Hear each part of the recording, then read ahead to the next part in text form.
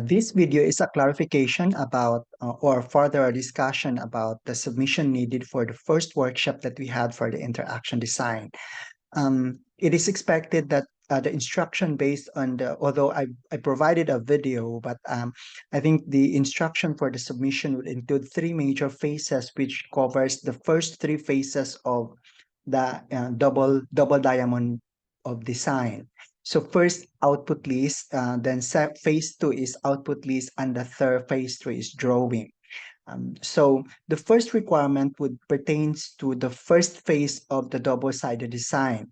So make sure that you understand what would be the expected output and list it as part of your output in phase one. So your answer for phase one or output list are the list of items based on the double diamond design. Of course, I will not explicitly said that in this mention that in this video because I want you to know what would be the first appropriate output for phase one of the double diamond of design. Second, a phase two would be another output list that would focus on a certain item on the based on the process of double diamond by design.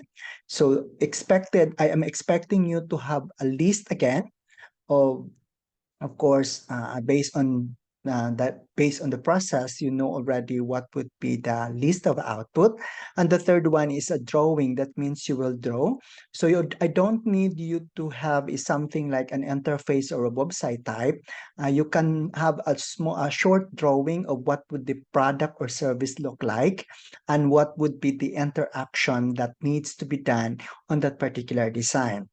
So for example, if you want to design an app for you to organize a trip, that means you will draw maybe a small cell phone or a rectangle showing some of the buttons, so where to booking and where to plan. So it can be connected to another.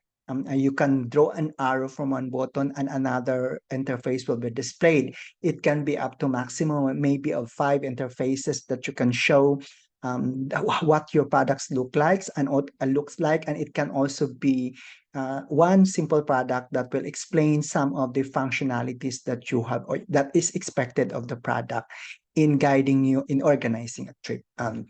So focus on, so I'm expecting you, there are three, I repeat, there are three items.